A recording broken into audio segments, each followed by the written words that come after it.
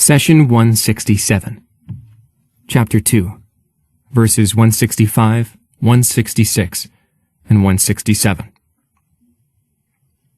Yet there are among humankind those who take to themselves objects of worship as rivals to God, loving them with a love like that which is the due of God only, while those who truly believe are firmer in their love of God.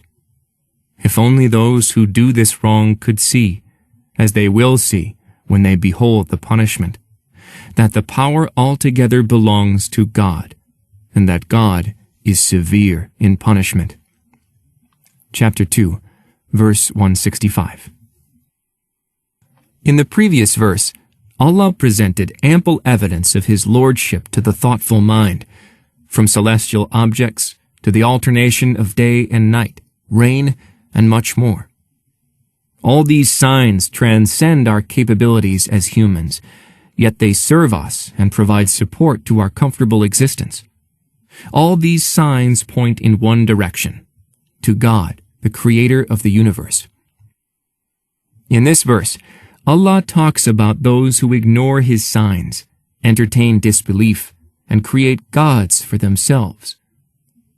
The word rivals means someone who is equal, or at least similar. A disbeliever is the one who takes equals to God. The polytheist, on the other hand, does not attribute divinity to God alone. Rather, he or she ascribes partners to Him. Each loves these gods or partners with the same love and devotion he feels towards God. In other words, the disbelievers and polytheists love the one they appointed as their deity, as if it were a true deity. However, God says, while those who truly believe are firmer in their love of God. Why are the believers firmer in their love, you may ask? We answer that a disbeliever or polytheist may treat his or her multiple gods as equals on a day-to-day basis. However, when distress or calamity strikes, the love for the false deities wavers. You will find that a disbeliever struck with adversity would instinctively call to God and God alone. The Almighty says, "When trouble befalls man, he cries out to us, whether lying on his side, sitting, or standing. But as soon as we relieve him of his trouble, he goes on his way, as if he had never cried out to us to remove his trouble." In this way, the deeds of such reckless people are made attractive to them. Chapter 10, verse 12. A person may deceive him or herself and overcome instinct at the time of comfort. However, at the time of real need, he or she clearly sees through this self-deception and supplicate to the one true God who can relieve this trouble. Even an atheist naturally calls, "O Lord, save me," at the time of real adversity. God says, "When man suffers some affliction, he prays to his Lord and turns to Him penitently. But once he has been granted a favor from God, he forgets the one he had been praying to and sets up rivals to God to make others stray from His path. Say, enjoy your ingratitude for a little while. You will be one of the inhabitants of the fire." Chapter 39, verse 8. In contrast, a true believer loves Allah equally in both adversity and prosperity. Thus, those who believe are stronger in their love for God because they never waver in good times or in hardship. Sadly, for the disbelievers and the polytheists, a false god can neither benefit them in good times nor help in bad times. By sanctifying other deities, they only wrong themselves. God says, "If only those who do this wrong could see, as they will see when they behold the punishment, that the power altogether belongs to God, and that God is severe in punishment." In fact, those who commit this grave sin will be startled on the day of judgment when they see their false gods as fuel for hellfire. Why would Allah cast these stone idols and false gods in hellfire for no fault of their own? We answer that if the idolater does not see his or her false god in hellfire, he or she may think that it is just a matter of time till the false gods come to the rescue. But Allah, as an increase in punishment, will show them that those false gods are not only sharing the punishment, but they are also the fuel by which the disbeliever will burn. God explains, "You and all the things you deify and worship apart from God are but firewood for hell. You are bound to be cast in it." Chapter 21, verse 98. And in another verse, "If you fail to do that, and you will most certainly fail, then guard yourselves against the fire whose fuel is human beings and stones, prepared for the unbelievers." Chapter 2, verse 24. Allah has warned all against the punishment of the hereafter.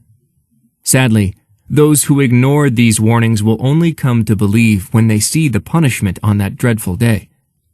God says, "If only those who do this wrong could see, as they will see when they behold the punishment, that the power altogether belongs to God, and that God is severe in punishment."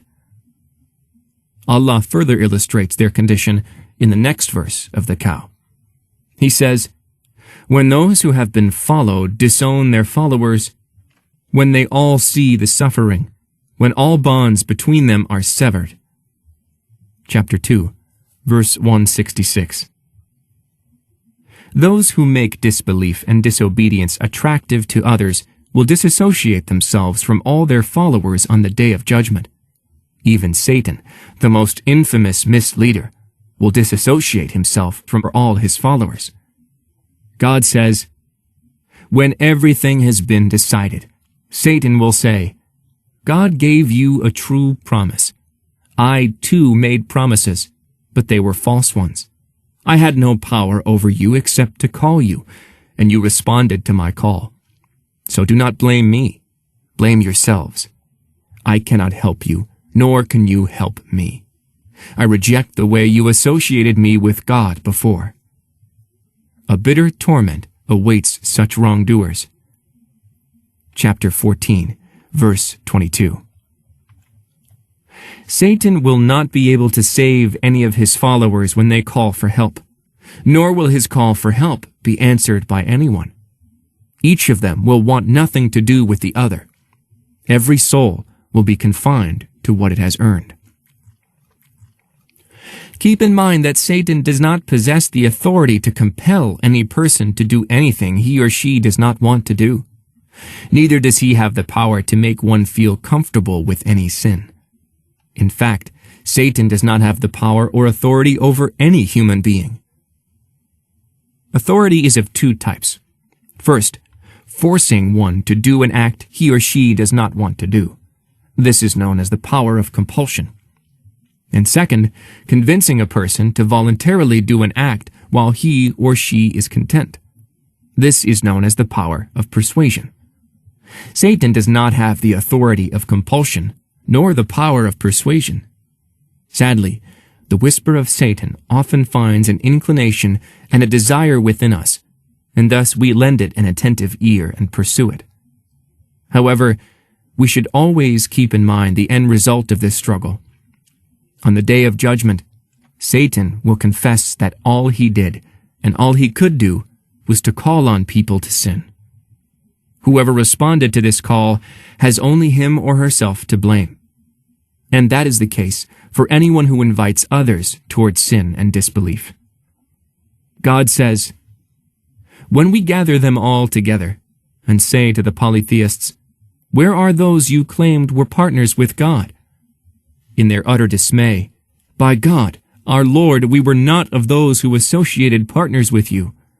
Look how they lie against themselves, and how what they fabricated as partners to God have deserted them." Chapter 6, verses 22 through 24. So what happens when all these relationships are cut off? God answers in the next verse of the cow. He says, And when the followers will say, "If only we could have another chance at life, we would disown them as they disowned us." Thus shall Allah show them their deeds as regrets for themselves, and they shall never leave the fire. Chapter 2, verse 167. Regret is the feeling you get when you know that you will not have another chance to correct what you had done. This is the feeling of the disbeliever on the day of judgment, and the wish to return to this world for another try will not be granted. Neither regret nor hope will bring them out of hellfire.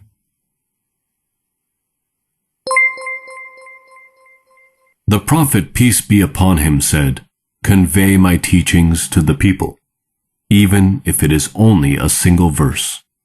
Please take a moment to subscribe and to share with your family and friends. Visit us at www.QURANGARDEN.com.